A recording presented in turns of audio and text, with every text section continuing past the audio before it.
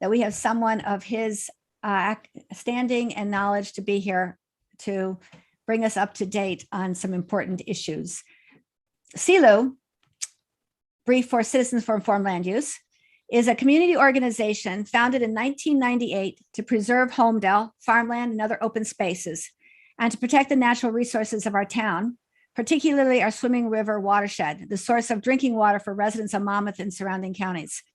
Our mission is also to inform citizens how to advocate for good government to ensure we are effective at protecting the land we love. Just yesterday, I enjoyed the fruits of past CILU members' work as I walked the Reminiscent Trail with my family. We parked our car at Bennett Farm. Then we walked down to the end and up to Bell Works and walked around Bell Works to the trailhead to Roberts Road and then down to Homedale Park and then back to the Reminiscent and Steeplechase and back to Bayonet Farm. And I feel so lucky that we have such a beautiful place that we can go and enjoy our environment. And I feel so thankful that there were people in our community who worked to give us this gift. So about 9 years ago, I first watched a movie from 350.org and was horrified. I'm not a scientist and was shocked by the impending doom facing our planet. Like our speaker, I thought somebody should be doing something about this. Unlike our speaker, I did nothing. He decided to use his storytelling skills and filmmaking ability to address the harm humans have caused to the planet. I love the names of some of the films he has produced: Hope in a Changing Climate, Green Gold, Leading with Agriculture, and apparently he's appeared in 2 films, Kiss the Ground, which I love the title of, on Netflix, and The Age of Nature Awakening. Mr. Liu started work as a television producer and cameraman for CBS News. Later, he founded the Environmental Education Media Project and helped to create the China Environment and Sustainable Development Reference and Research Center. He is currently Ecosystem Ambassador for the Common Land Foundation and visiting research fellow at the Netherlands Institute of Ecology of the Royal Academy of Arts and Sciences. He came to my attention in his work as an advisor to the United Nations Decade on Ecosystem Restoration. This project is part of the work he presented to the United Nations in January 2022. The Flourishing Path is designed to share what is going on in restoration around the world, bringing the voices of all who are working in restoration to engage the world in a profound conversation about restoration. He is creating a culture of care and giving me hope that there's actually something people like me can do. We are fortunate to have such a knowledgeable speaker with us. You may post in the question part of your screen, and after the presentation, we will ask the questions for you. So, Mr. Liu, if you would like to begin. Well, oh dear. Now I have to, let's see. I have been pinning people. Oh, good. I will pin myself. Well, I guess I have to overcome my basic shyness now in order to speak with you. And if you believe that, I have some real estate for you on coastal areas of Florida. Because I'm not really shy. I'm gonna now try this once more. I hope it works. Let's see if it works. It seems to work. Do we see that? Yes, we can see it nicely. Okay. Well, then we're going on a long journey. So here we go. Just one moment. Hello, I'm John Liu. It's my pleasure to present to you remotely today. I'm in Mendocino, California, and it's a beautiful day. Changing, the winds are coming, there are subtle changes in temperature. I can see small deer wandering around in the fields. I'm very grateful to the organizers for inviting me, and I'm very grateful to the Common Land Foundation and the Mustard Seed Trust, whose support helps me to continue to do this work. Well, I hope you can hear me. And I will just mention that in my studies, I learned that when the Earth formed, it was a molten rock surrounded by gases that were not possible for humans to breathe. But over enormous time, through multidimensional symbiotic relationships, living life on Earth changed the planet. It used a photoreactive method to convert the gases and create an oxygenated atmosphere. And each generation of life died and gave up its body to nurture the next generations. And over enormous time, this created the oxygenated atmosphere, the freshwater system, the fertile soils, and the amazing biodiversity around the world. And this is functional. The beauty that we see in nature is not simply aesthetically beautiful, it is also functional. And it is this relationship between the smallest microbial and fungal communities and the tallest trees and all the different levels of animal kingdoms. These relationships build the living systems. And when we take something out of these living systems, they're no longer the same. And over about, well, I just will explain that when I first went overseas at 26 years old, wasn't the first time, but when I went overseas to work for CBS News, I was covering political and economic stories.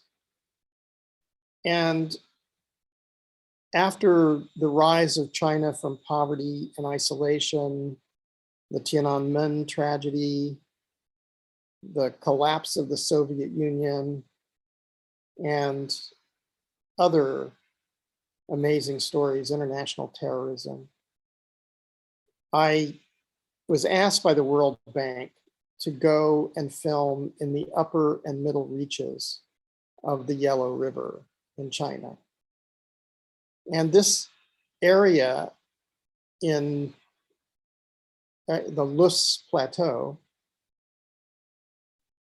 is the cradle of Chinese civilization.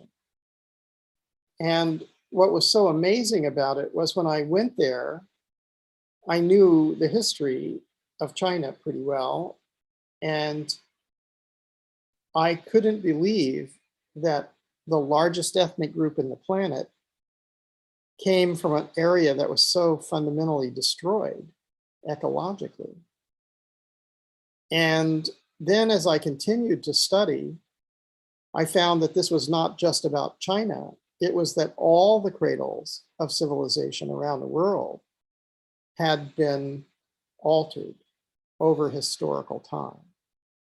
And when you understand that the cosmic time and then geologic time probably starts about 4.567 billion years ago, and evolutionary time probably starts about 3.8 billion years ago. And then when you think about the time that humans have been the dominant species on the planet, it's really, well, the major impacts started 10 to 12,000 years ago. at the time of settled agriculture. Although we did have earlier impacts from driving megafauna to extinction and through the free ranging of large-scale domesticated animals.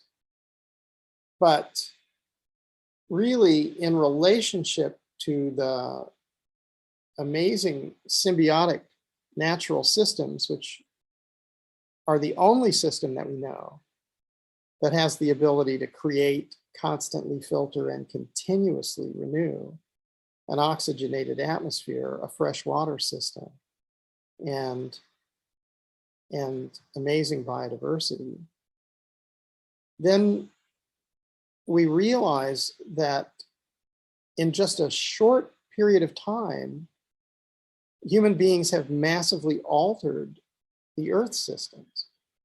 And this actually fascinated me because I spent a lot of time going to church when I was a young child. And the cosmology of the Judeo-Christian Islamic world is that human beings emerge in paradise.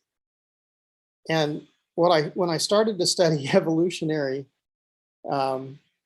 succession, I found that if I interpret it in a certain way, it's clear that human beings emerge in paradise. So that means that the cosmology and the evolutionary successional understandings actually are the same. But that means that the second part of the cosmology is very important, because the second part of the cosmology is that human beings sinned and were expelled from the garden. And so in China, I found an area which was massively degraded. And then I went to Africa and around the world, and I also found that everywhere in the world, this was still going on. And this slash and burn agriculture is still going on at this moment. And it's amazing to me that this is allowed to happen, because we know exactly what this means. Because in evolutionary development, there's been always more biodiversity, always more biomass, and always more accumulated organic matter. And in human history, we have pretty much inverted that. And there's always been less biodiversity, less biomass, and less accumulated organic matter. Well, if you play Sudoku, then you'll know that logic dictates what the outcome is. If you play here, then this will happen. If you play there, something else will happen. Well, if you reduce biodiversity, biomass, and accumulated organic matter, you're going to destroy the ecological function at enormous scale. This is what I found in the List Plateau. I don't know why these guys always showed up to drum when I came with my big cameras, but they did. I think it was the local government showing off. And what they found was that everything that the people had been doing in these areas was denuding the landscape. And so they said, all right, everybody, you're going to have to stop. You can't do those things anymore. You can't plant on the sides of the hills, you can't cut trees, and you can't free range goats and sheep. And so when they told them this, they said, but we want you to understand why this is happening, and we want you to change the course of human history, because we want you to restore these areas so that you can survive here, and that it will be more resilient and robust, and it will have more water, the climate will be regulated, and life will get better. And so at the same time that this was going on, because this was basically the worst place in China at that point. So in other parts of China, they were getting rich by building all sorts of iPhones and stuff and selling it to the whole world. And then in this place, to their credit, they said, all right, let's subsidize these people who are so miserable, and let's train them in restoring the landscape. And so this was led by the Chinese Academy of Sciences and by many experts, both inside China and international experts from all around the world. I was able to study this over 10 plus years, supported by the World Bank and the British government. And this was interesting for me because I didn't know anything about it. But this is what it looked like when I first went out there in the mid 90s. And this is what they were able to do by 2009, when I made the film Hope in a Changing Climate, that came out one day before the Copenhagen COP15 of the United Nations Framework Convention on Climate Change. So basically, when I saw this, I realized that ecological function was more important and more valuable than the political and economic stories that I've been covering in the news. And that if I were covering the news, there'd be 1,000 cameras, people joggling with each other. But if I was going out here, I would be all alone by myself looking at this and realizing that this changes everything. This changes the moisture. It changes the wind direction, the wind speed. It creates vortex activity because we're altering these things between function and dysfunction. And I really found that I'm really only seeing these two states, functional systems and dysfunctional systems. And I realized that we need to have functional systems. We may want to have products, but we need to have functional systems. And then I noticed that during the Chinese trajectory, they started with a pristine system, but they were headed for ecological collapse. But then they made an intervention. And when they made this intervention, they changed the outcome. So this point where they made this change is the paradigm shift that determines whether humanity can survive or whether we destroy the natural life support systems of the earth. So this became something that I couldn't really get away from. Then I started to look at more extreme cases. This is in a place called the Taklamakan. It's in Xinjiang, in the Uyghur areas, so it's quite controversial these days. But what they've done is the Chinese have built a shelter belt throughout the middle of the second largest shifting sand desert in the world. Now, from what I understand, I would not probably try this, but the fact that it's possible means that we can do a tremendous amount to restore the earth. They ended up putting pumping stations every 4 kilometers with these Israeli style drip irrigation and using halophytes, mainly salt tolerant shrub crops to grow these, but it's very successful. And they have all sorts of animals. Rabbits are running in there and foxes are chasing them into the middle of a desert. And I found temperature differentials of 45 degrees centigrade between under the vegetative cover and on the sands. This is something else that I saw in Inner Mongolia. This is basically pushing straw into the ground in grids. And whatever seeds or dust or other things will blow up and they will land there, and any moisture will follow the straws down into the ground and start to deteriorate.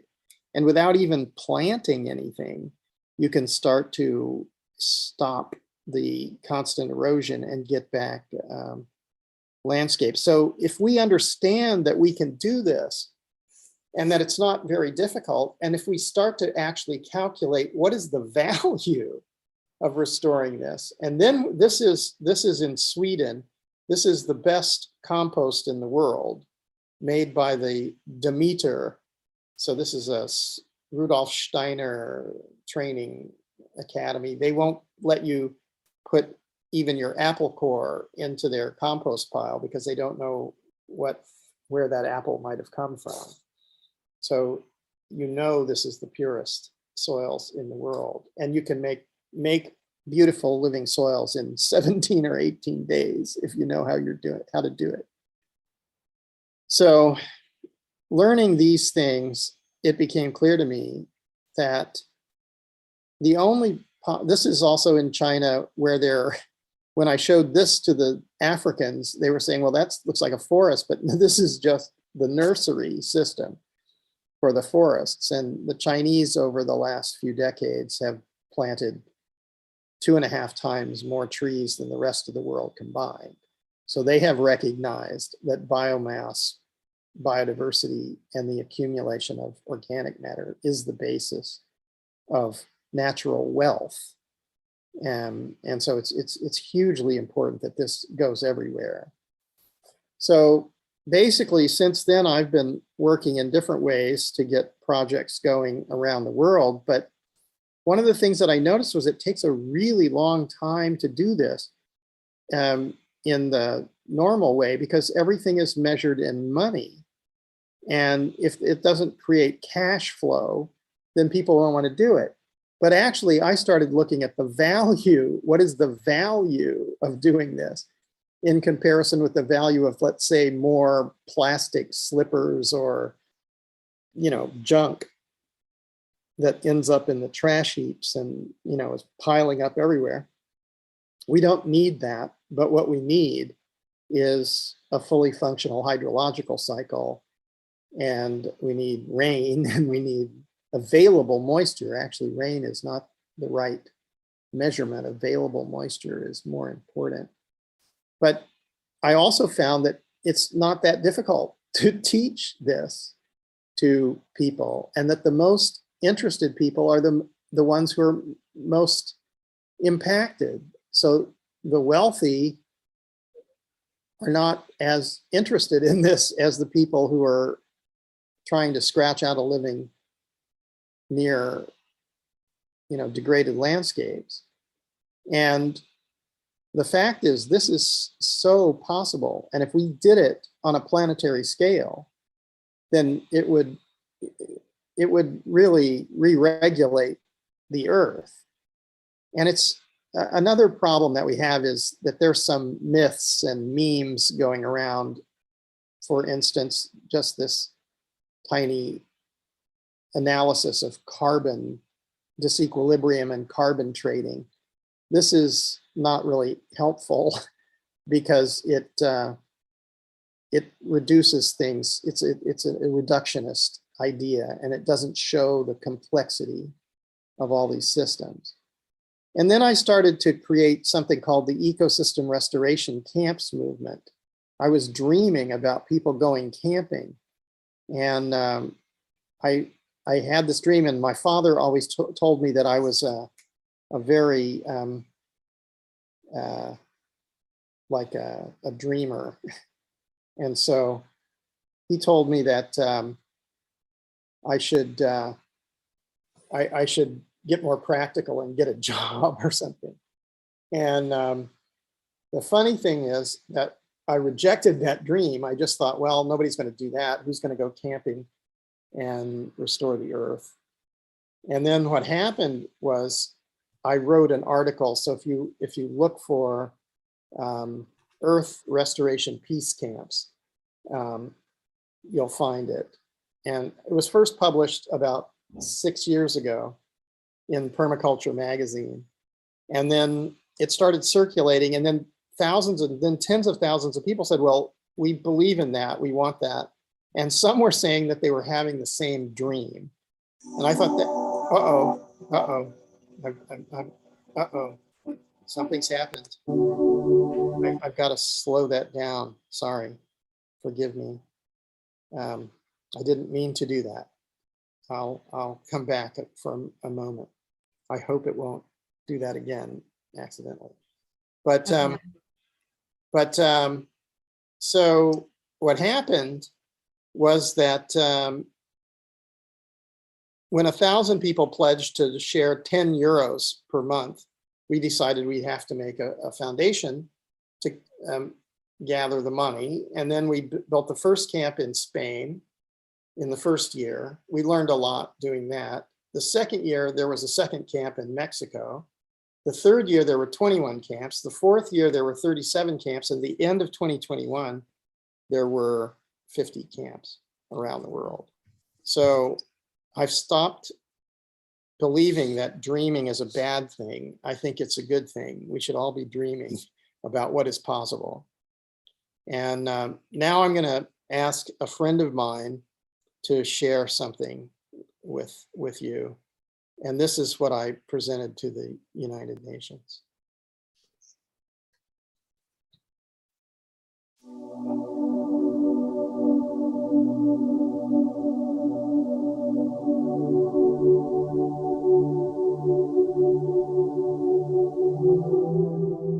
Hello, I'm Jane Goodall. All the years I spent observing wild chimpanzees, our closest living relatives, made it so clear that we're not, as many once believed, only sentient beings on the planet. Helped us to understand that we're part of and not separate from the wonderful animal kingdom. I acknowledge all of the creatures who I consider my relatives. Those are the animals, no matter what kind of animal. So recognize all the different plants that are my relatives. Yet we are different, aren't we? The greatest difference, I think, is in the explosive development of our intellect. Isn't it bizarre that this most intellectual creature that's ever walked the planet has been for years destroying its only home? How strange we haven't learned to live in peace and harmony with the natural world and with each other. My name is Alexi Sagona, and I'm a member of the Amamutsun as well. And I'm a PhD student at UC Berkeley in environmental science, policy, and management. That vision to kind of restore the landscape, restore our culture, and heal has been something that's been like the foundation of what I'm trying to build my research upon. We had an elder who said that our people are going to suffer for 7 generations and then things will get better. And so I'm the 7th generation. It's an opportunity and it's a responsibility, that we have to our youth and to our ancestors. We're now, I think, at a crossroads. There is a window of time when we can, if we get together, start to heal some of the harm that we've done. But it's not a big window, and it's closing. We must make wise choices as we move forward, or it's too late. The quality of life for future generations will be determined by how well we understand natural ecosystems and how quickly we act to ensure they are robust and resilient in the face of climate change. The decade of ecosystem restoration is an opportunity to commit ourselves to correcting the mistakes of the past and choosing to take the pathway that leads to the restoration of degraded lands on a planetary scale.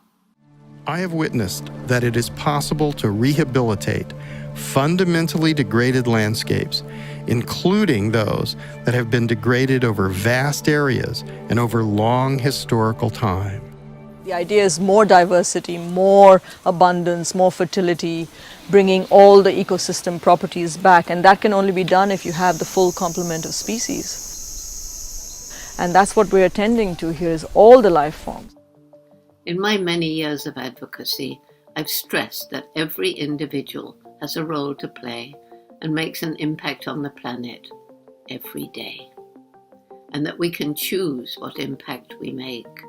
We can choose how we treat people, animals, and the environment. We can take action, consume wisely for conservation, think about our ecological footprint every day. It's not about institution building. It's about empowerment of everyone to participate in restoring the earth. Wherever you are in the world hearing this message, you have the right to grow food where you are, and that is a power that nobody can take away from you. This place 4 years ago was just grassland, a very dry and compacted soil due to grazing land, and now it's a thriving syntropic farming system. How we are dealing with the restoration is a planting of the coral reefs through some structures that we make on the mainland, then put them or plant them at the ocean. In result, the coral reefs have brought about a good stock of fish for the fishermen around here. Our work at Camp Doku is all about growing bamboo and vetiver grass to provide the resources to recharge water. Because of deforestation and conventional agricultural practices, this landscape has turned into a highly degraded one. Through regenerative agriculture, agroforestry and reforestation efforts, we're reversing this. Using goats and permaculture tenants, we are hoping to turn this thistle scrub brush into an eco-farm for the future. Hi. Shalom. Jambo. Bonjour. Sawadika. Hello everyone. Greetings. Hi. Namaste. Hello. My name is Ronald Kavoye, coordinator Camp Human Nature in Uganda. Camp Altiplano in Spain. Belgium. Thailand. Guatemala. Egypt. Ireland. Turkey. The UK. To restore the land, we must re-establish our connection with the land. We must remember we're part of the natural world and depend on it for food, water, clean air, shelter, everything. And we must restore our spiritual connection with Mother Nature. We must work together, each in our own way, to create a better world, to live in peace and harmony with each other and with all life on Earth. Our planet is in crisis, so let's make use of the window of time that we have. Let's get together to restore that which we've destroyed, for the health of the planet, for our own peace of mind, and for future generations. I really, truly hope that you'll join me and all the others who are choosing to take the flourishing path.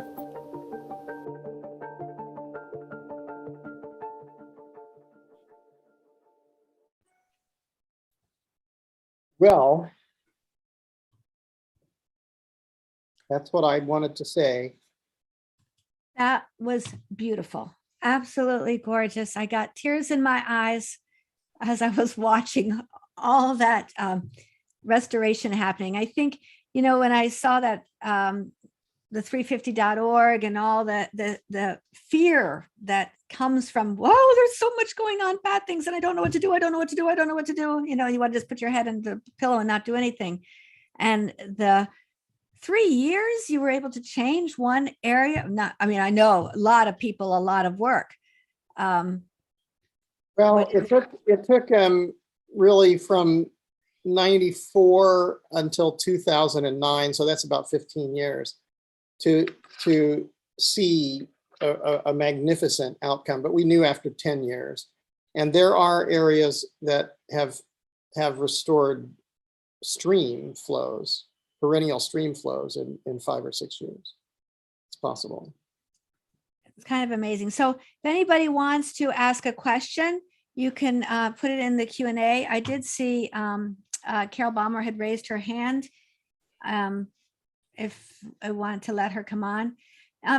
Fortunately, not as many people came as has registered, but this is just such a empowering message. Could you explain a little bit about the United Nations Decade for Restoration, what that plan is? Well, I would say really there's a large number of people who have been working consistently for several decades. And one decade will not be enough. Actually, we're going to need generations of people to restore the earth. But the decade is making it, well, official from the UN perspective, so it's policy. And a lot of the people who have not been waiting for permission, but who said, my goodness, we can't allow the earth to be destroyed. We have to work, have been going for a long time. But now the question is, can we reach more than just the people who are converted, the people who understand this? I have been accused of this, preaching only to the converted. So we're starting to do some other things. To do, we're working with a group called EcoFlix. So soon you'll be able to go to EcoFlix. But what was the question that someone's hand was up but now is gone? Yeah, I don't know. Carol, why don't you type your question in? There is something in the chat that says, that was wonderful and very interesting. Thank you for sharing all that you do. All right, so let's, Carol, keep your hand up. We're gonna try something here. I'm gonna raise you. Let her ask. Yeah. Here you go. You need to unmute your phone. Carol, you need to unmute. Okay, I'm unmuted. There you go. Great, I'm here. Okay, yes, hello you are. Everybody. Thank you very much, Mr. Liu. It was very informative, very beautiful presentation. Okay, we've got a basic problem here, and you pointed it out, the fact that money seems to be ruling our world. Okay, so money is a problem as far as investments and entrepreneurs and all the people that want to make as much money as they can before they die. All right, now the situation is this. We also have the Ukraine, which is a problem. All right, and we have a country trying to infringe on Ukraine's rights. And I understand from watching 60 Minutes last night that the United States and Russia basically had a deal with the Ukraine to turn over all the nuclear weapons to Russia, which has put Ukraine in a very vulnerable position, obviously. But Ukraine is basically the tip of the iceberg for the rest of the world. And war, evidently and obviously, basically infringes on any ecological hope we have. And what I'm asking you basically is, the camps are wonderful. And yes, we are preaching to the choir with people that already are on board with all your fabulous goals. But what can be done when you have world powers basically undermining every work that we're trying to do? So can you help me in this? Can you give me any encouragement in this? I hope so. I think you should go camping. I think you should get together, get together with all the people who believe in peace and believe in caring for one another and caring for the earth, and work together, because I don't think that there's any possibility of just directly confronting the powers that be. I mean, I covered them as a journalist, and they're not interested in listening. So the best case is just make it, change the course of human history, because gradually they come around. They only come around when it's obvious to everyone. Where they're forced to. Yeah, there's kind of I would say that there's an arc of history, and that arc of history leans toward progress. It's if we go back in time, it was legal to buy and sell human beings in open markets. Is that acceptable? I mean, I met Bishop Tutu and Nelson Mandela. They were amazing human beings. And that, this was extraordinary because I think there's no more repugnant regime than this idea of apartheid, that like, okay, well, let's just say some people are better than others, and, we're going to like enslave the others. And, it's so grotesque. And it's happened, war, degradation, slavery, materialism. This has been going on for a very long time. I would not hold your breath for this to like disappear. But I have noticed that every once in a while there is something. I mean, Gandhi came and he's wearing a dhoti, not even, I mean, he was a lawyer. He was wearing morning coats and all that, top hats and things, but he changed to wear a traditional cotton dhoti. And he argued in Britain that, well, you don't even believe that it's possible to come to another country and stick a gun in everybody's face and say, now your country is my country. What are you talking about? What is that? And even Churchill, who was like the biggest imperialist that you can imagine, could not argue that, yeah, it's fine. I stole it and it's mine. So get over it. It's like ridiculous. So we need to sort of be calm and to realize that we live for a short while and then we die, and that living and dying are part of the same process, and that it's wonderful to be alive. And that if we have a really good time while we're alive, and we take care of each other, and we take care of the planet, then it's going to move us closer. And we're learning things. So we're learning, all right, we now basically know a lot about the hydrological cycle. We know that if you alter the land use and you alter the vegetative cover and the height of the canopy, you change the temperatures on the surface of the earth. And when you do that, it alters the physics. So the moisture that would normally be in the lower atmosphere is pushed into the upper atmosphere. And there it moves around, but then it's in vortex activity, or maybe it's going in different direction. So it's not where it would be naturally, it's going somewhere else where it's unnatural for it to be there. So now you have all these disruptions on a planetary scale, but we understand them, we can see them. They're visible on satellite images, they're measurable. So this is not a surprise. And what we need to have is collective intelligence about this. As I started to get higher and higher into academics, I realized, well, what's the point of this? The only possibility is if everybody knows this, not if somebody knows this.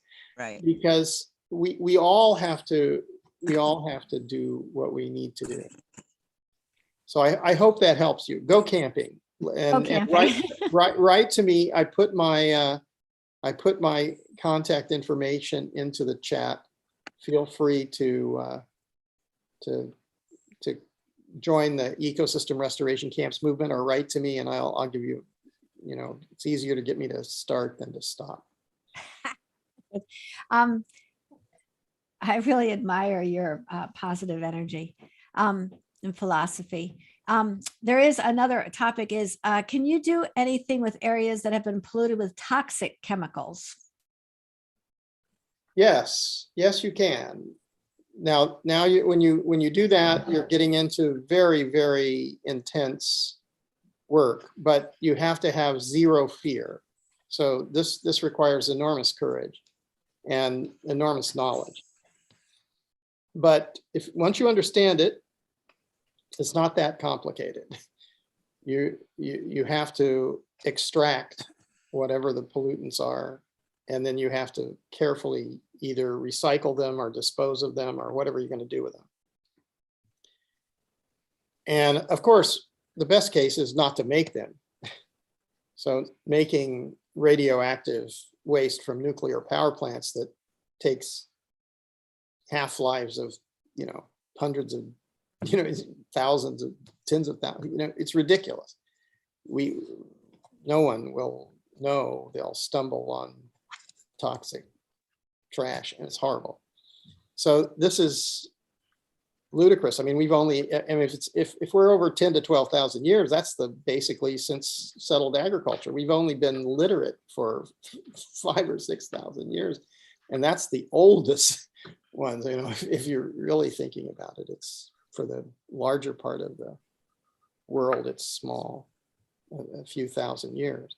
So we need to understand time. And when we understand time, we look at it rather differently.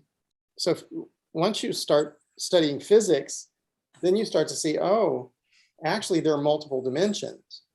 And these dimensions are existing simultaneously.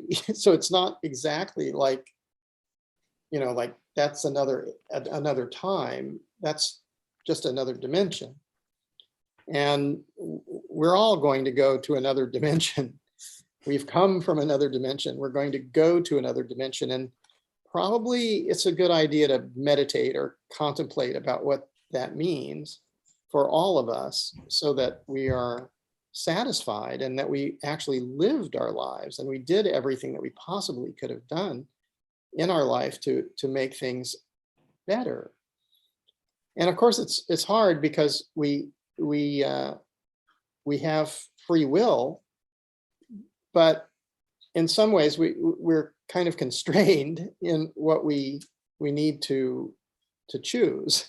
So we don't have that many choices. We can choose badly, and we often do. So that's a problem. So forgiveness is another important aspect of, so kindness, forgiveness, love, those are the types of things that we really need to do. So that kind of, I guess, goes to one. The next question is, someone who has an environmental organization in town struggling to bring kids outdoors and away from the doom and gloom world of social media. Do you have any good tips on how to convert our next generation to reconnect with nature and form relationships with our plant and animal relatives? Definitely, camping is a great way to do this, because we need to simplify. We need to get much less stuff. We need to be happy playing with a rock or a piece of stick or a leaf or a seed. And the thing that I would definitely recommend for young people, first of all, if you're really deeply interested, write to me. I put my information in the chat. But because we're starting something with a streaming service called EcoFlix, and EcoFlix will give free educational subscriptions to schools, and especially to classes. So teachers and students who have the gumption to, apply can have free access to these things. And on the other side, I'm working with a number of organizations to put all the information about restoration onto EcoFlix, so that it will be available for free to school children. And then I think what's going to happen is, as school children grow up, basically, I have spoken to students of all ages, and they get it immediately. It's not even a question to them. Of course, we have to have air, we have to have water, we have to have fertile soils, we have to have biodiversity. What are we thinking? And so the problem is not with children. The problem is with adults who have left the innocence of childhood, who have left the the trusting and fascination with everything, and have settled on a few things like, I'm going to outcompete the other people so that my social position or my money or my whatever it is going to be more, I'm going to be better, I'm better.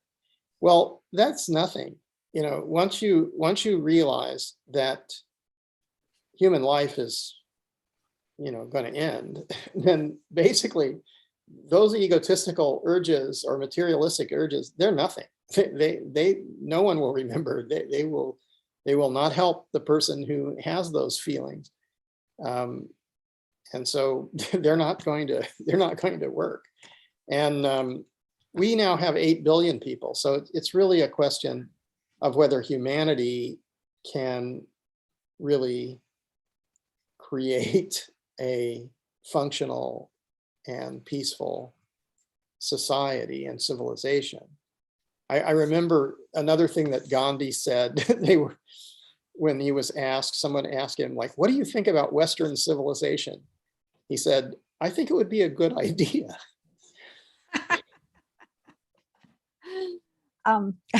It's amazing how all the different kind of questions all kind of circle around and get interwoven with each other.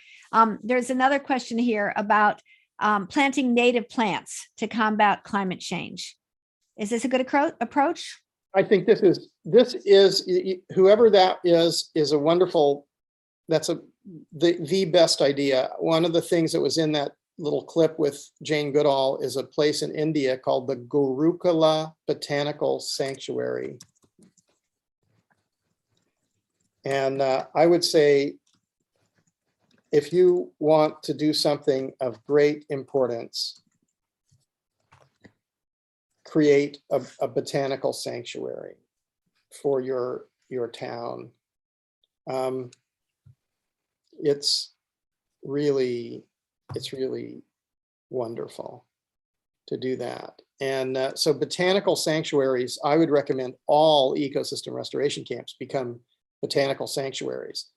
Just in small groups, start to study what are the most endangered species in the region. The chat messages are not going through. They're disabled by somebody. I don't know what that means. It's not, let's see. I see some, but I don't know.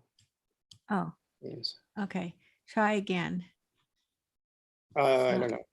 Anyway, yes, I think botanical sanctuaries are great things, and pretty soon on EcoFlix. By the way, the teacher and any other teachers who are interested, write to me, because I want to make sure all teachers and their classes get onto EcoFlix and have access to all that information. And I will make sure that the information you put in the chat about your ecosystemsrestorationcamps.org and the knaw.academia.edu/John D. Liu we'll include it as part of our literature that we send out after the meeting to tell people what the link is for the Facebook, because it's going live right now to YouTube. I'm sorry, Facebook, but we will advertise this as part of telling what we've done of our meeting here. Oh, we cannot see chat. Okay, so I'll make sure it gets there to people. I'll make sure that everyone who's on this call gets exactly this information. There was another question about, remember the toxic chemical question? We have a piece of property here in town, SS White property, and it has a toxic, it can't be worked on because I guess of the toxic chemicals. But so would your advice be that the first thing you have to do is you have to go in and get those chemicals removed? Yeah, I'm assuming that it's a building or something that has this, or is it actually in the soils? I believe I could be wrong. I could be wrong, obviously, but I believe that it was dumped. The building was used as some kind of industrial center, and this was all stuff that was dumped in the soil outside the building. Well, there are two very effective methods one is phytoremediation and the other is mycoremediation. So they use either plants or mushrooms to absorb the toxins. And then you have to figure out, generally they incinerate the plant material or the mushrooms. And you can even capture and recycle sometimes because some of the pollutants are, I mean, they're pollutants, but they're also maybe rare earths or, heavy metals or lead and lots of things. Yeah, so I guess that would be like the first thing we would have to do is kind of find out, do more of an investigation, is find out what is the chemical that's in this soil that's. Absolutely, and you need, this is not for the faint at heart and not for amateurs. This is for real experts. Karen, regarding SS White, if you can hear me. Yes. Yeah, I can hear you. Okay, regarding SS White, this used to be a Bendix factory, as you might know, Bendix factory, appliance factory, and they buried a lot of the appliances there that have basically added to the toxicity of the soil, and it was declared a brownfield. So the state is supposedly supposed to clean that up before it can be sold. So that's the problem. And as you know, farmers have been planting corn there for years and basically selling that corn to the public. So the SS White property is really a state problem that should be addressed by the state, by professionals. And I realize Mr. Liu has a remedial course to basically fix this with shrooms or whatever the case may be, but the state is supposed to be doing this, to the best of my knowledge. Okay. There's one more question here about, is there anyone within our school system, lower and middle, benefit from using Jana's approaches? And I think probably the answer to that is very much yes. We have to kind of work hard to help you spread the word for all the work that you do. Well, I really can't complain about, there are people who are interested, and I think that it's hard to tell people who are not interested to somehow become interested. That doesn't seem to work. They need to come to the moment where they have an understanding that their children and future generations of life will have the same impact as everyone else. And that if we are to, as a species, survive, we're going to have to restore all degraded lands on the earth. So this idea of like trying to play power politics or Moneyball while you're, rocketing toward ecological collapse on a planetary scale is not a very good idea. A much better idea would be to go have a picnic with everybody and everybody work together to make the earth functional. So, and when you do that, the other thing that happens is you start to realize that that's where the true value is. So when you understand that the true value is not in plastic gewgaws sitting, in container ships off the coast, trying to, be shipped around the world, that's pointless.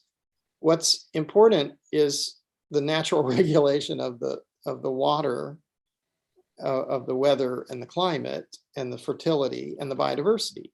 So those are things that we can actually deal with if we stop putting all our energy into the politics and what's so-called economics now, and we put all our energy into restoring ecological function, then everything will be better, will be more functional, will feed more people, will be more productive, more naturally regulated. And also everyone will get to know everybody and work together in harmony. And then we don't need to rush off to a cubicle to buy and sell plastic gewgaws anymore, because they won't have any value. Everybody will be saying, oh, the real value is not in how much stuff you buy and sell, it's in how how clean the air is, how clean the soil is, how clean the water is. So I think this is really what every town will have to come to. And it's easier maybe now to talk about it in Guatemala or in Uganda or in Egypt or in Malaysia or India or Thailand or Philippines or Zambia than it is in the United States, because people have been socialized into believing things which are not true. So if everyone is running around thinking that you have to have 2 or 3 cars, or you have to have a gigantic house, or you have to have this or that, then the fact is there's no way that 8 billion people on the planet can have those things. So if we want to have equality, we're going to have to say, well, either I want those things, so I'm more important than anyone else. And if they don't have them, well, too bad. That's their problem. Thank goodness it's not me. But I think when we get to the understanding about biodiversity loss or toxicity or climate changes, it doesn't matter. No amount of material wealth is going to save you from this. And we're not going to Mars. We're not going to other planets. If we can't even care for the most miraculous planet that we are born onto, that's beautiful and has everything that we need, why would we think going to a barren rock somewhere out in the solar system or beyond would somehow be better for us?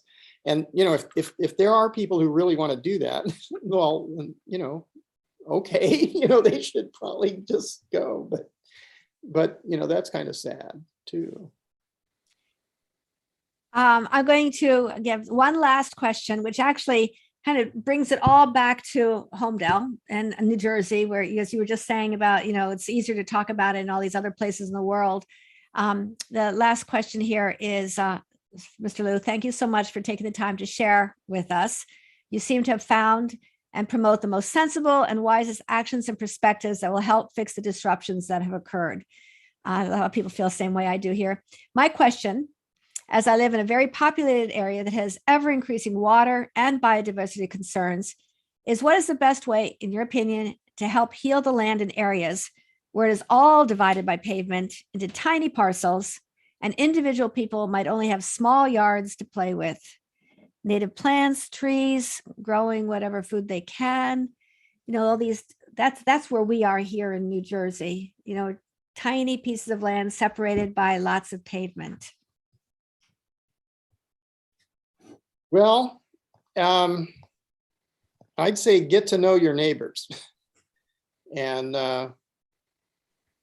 make a neighborhood association and get some common lands together and get all of the urban areas, maybe change out a lot of the asphalt and pavement for bike paths and walking paths and other areas for,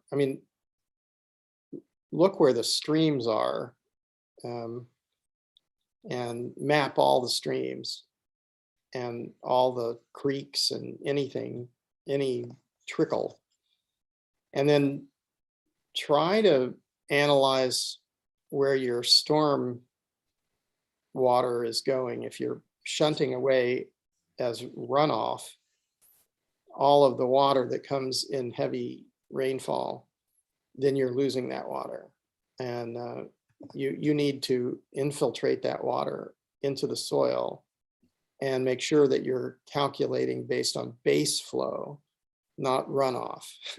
So runoff is wasting the water, but base flow is when the streams flow perennially all the time, because the moisture is not only in the soils, but actually in the plants themselves.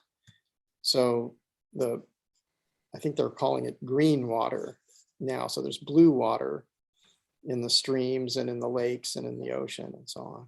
And there's green water, which is in the plants.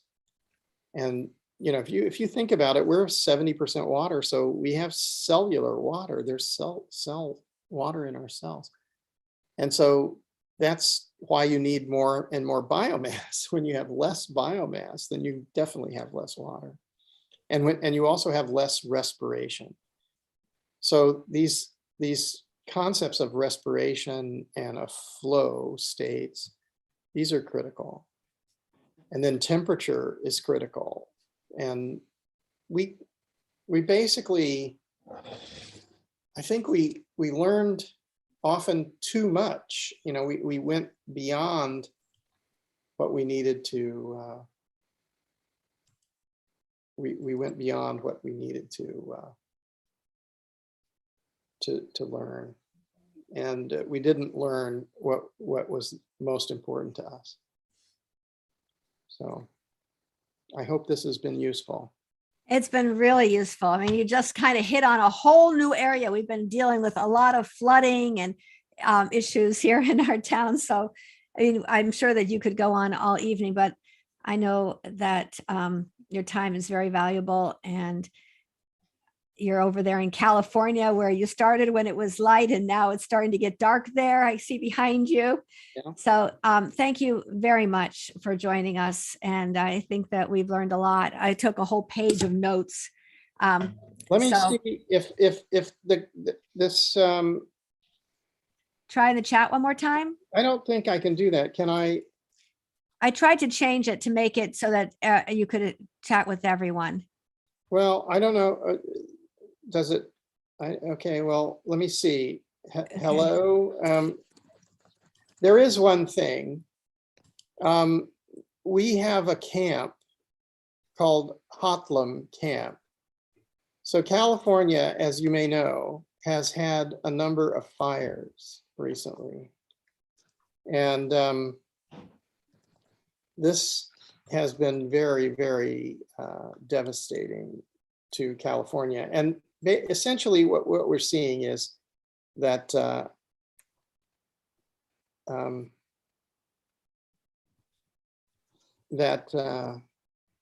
California is in early stage desertification. Now, this is a tragedy because Egypt, where I'm also working, is, so can you see this in the chat? Did that go? Yes, through? Okay. GoFundMe, Hotlum Heal. So this is Help Hotlum to Heal. Hotlum was a camp, and this camp is dedicated to fire ecology, to reforestation, and to creating a botanical sanctuary in California on Mount Shasta. It's a beautiful sacred site, beautiful, wonderful place. I spent 5 months there. I find Hotlum just extraordinary. If I didn't think, I was 68 and I didn't think I would spend 5 months in a tent, but I did, and it was wonderful. I highly recommend it to everyone.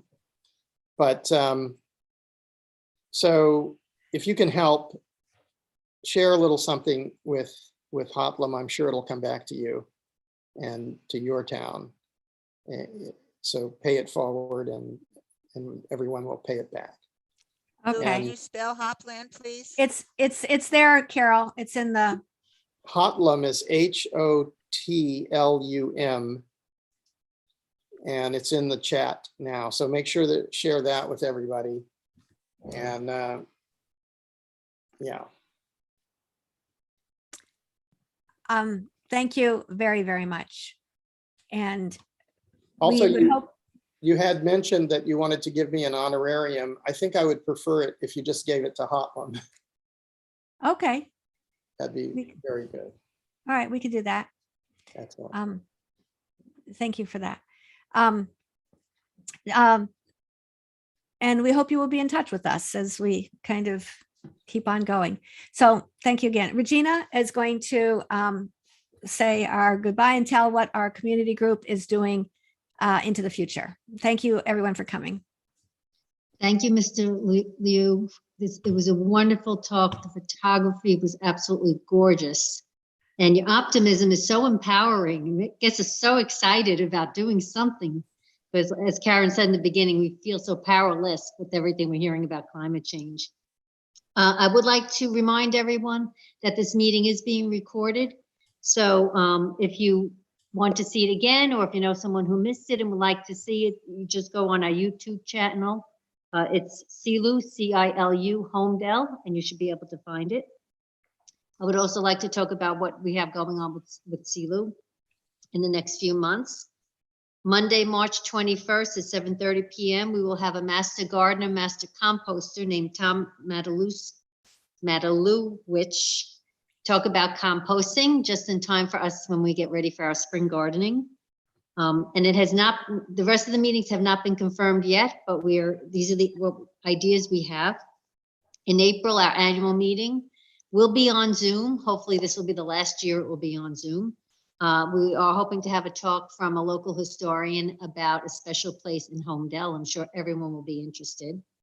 Sunday, May 1st, we will have Homedale's 22nd annual Earth Day Festival at Bayonet Farm, which CILU has co-sponsored all of the 22 years that it's been in existence.